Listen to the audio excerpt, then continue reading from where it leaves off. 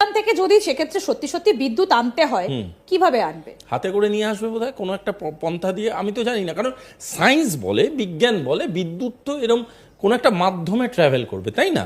সেটা ট্রাভেল করতে গেলে কোনো একটা টেরিটরির উপর দিয়ে ট্রাভেল করবে। এই কোনো একটা টেরিটরি যদি ভুটান থেকে বাংলাদেশে আসতে হয় সহজ পথে, অবভিয়াসলি দেয়া তার মাঝখানে আমার ভারতবর্ষ রয়েছে, এবং সেই ভারতবর্ষের উপর দিয়ে যদি না ট্রাভেল করে তাহলে কিভাবে ট্রাভেল করাবে, ঘুরিয়ে পেঁচিয়ে হ্যান ত্যান করে, সেটা তাদের ব্যাপার। আমি তো সব থেকে, তুমি লজিস্টিক্সের কথা বলছিলে ওটাকে ধরেই বলছি, আমার সব থেকে হাসি পাচ্ছে এটা ভেবে, ওয়্যারিং কস্টেই তো মানে মারাত্মক বেরিয়ে যাবে বিদ্যুতের থেকে ওয়্যারিং কস্ট। কিন্তু ওয়্যারিংটা করবে কোথা দিয়ে? আকাশপথে? জানি না, সেটা ইউনুস সাহেব জানেন। ইউনুস সাহেব যখন এই স্টেটমেন্ট, দেখুন আপনি নোবেল নিয়ে কথা বলছেন, আমরা যদিও প্রচুর প্রতিবেদনও পড়েছি, নোবেলের সাথে প্রচুর করাপশনে যুক্ত আছে, আমি সেই বিতর্কে যেতে চাইছি না। আশা করছি উনি একজন অথেন্টিক নোবেল লরিয়েট, তো সেখানে উনি নিশ্চয়ই জানেন। আমরা উনাকে ভাবছি উনি জানেন না, কিন্তু উনি জানেন। সেটা উনি কিভাবে জানেন বা কি করবেন সেটা উনি এবার করে দেখাক। উনি তো বলেছেন যে ভারতের টেরিটরির মধ্যে দিয়ে নিয়ে যাব, সেটা তো হচ্ছে না। তাহলে এবার উনি করে দেখান কি করে কম খরচও থাকবে, কি করে কনজামশনসও থাকবে, কি করে লজিস্টিক্স কস্টও নিচে রেখে বিজনেস করবে বাংলাদেশ। উনি বলছেন চীনের সঙ্গে ব্যবসা করবেন, যদি ভারত তার সীমা ব্যবহার করতে না দেয় তাহলে তো আকাশপথ ব্যবহার করতে হবে। শুধু আকাশপথ নয়, সমুদ্র পথও ব্যবহার করতে হবে, এবং সেটা তো ভারতের টেরিটরির বাইরে দিয়ে। It is international water line.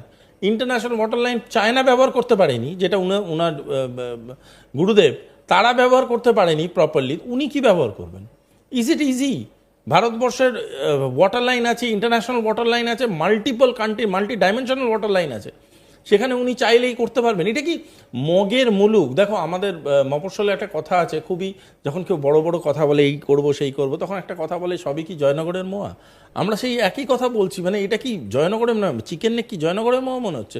যখন তখন টক করে তুললাম আর খেয়ে নিলাম, যেখানে সেখানে যা খুশি করলাম খেয়ে নিলাম। এই কথাগুলো শুনে কোথাও একটা মনে হচ্ছে যে মোহাম্মদ ইউনূসের বাণিজ্য সম্পর্কে, বা দেশ চালানো তো দূরের কথা, একটা ইন্ডাস্ট্রি চালাতে গেলে কিভাবে চালাতে হয় সেই রকম ন্যূনতম সেন্সটাও তার নেই। আমার কেন জানি না মনে হয়, আমি মানে আমার ওনাকে প্রেস কনফারেন্স অ্যাডভাইজার বলে বেশি মনে হয়, রাদার দ্যান মানে প্রপার ডিপ্লোম্যাটিক চেয়ার। কেন আমি বলছি, উনি, আমার বিশ্বাস ওনার আশেপাশে যে লোকগুলো আছে বা যারা বিউরোক্র্যাটস অফ বাংলাদেশ আছে, তারা যথেষ্ট কোয়ালিফাইড তাদের দেশ অনুযায়ী। তারা নিশ্চয়ই ওনাকে কোনো টিপ দেয়, তারা নিশ্চয়ই ওনাকে বলে এটা আপনি বলতে পারেন, আপনার আয়তায় আছে, এটা নেই। সেগুলো শোনেন বলে তো আমার মনে হয় না, ফার্স্ট কথা। আর যদি শোনেন তাহলে have doubt in Bangladesh bureaucracy. কারণ উনি যদি শোনার পরে এই ধরনের মন্তব্য করেন, এটা শিশু সুলভ বললেও মানে শিশুদের আঘাত করা হবে। এটা এমন একটা স্টেটমেন্ট যেটা কোনো মানেই দাঁড়ায় না। মানে you can't say everything and anything in diplomacy. Diplomacy is a very serious subject, but উনি কি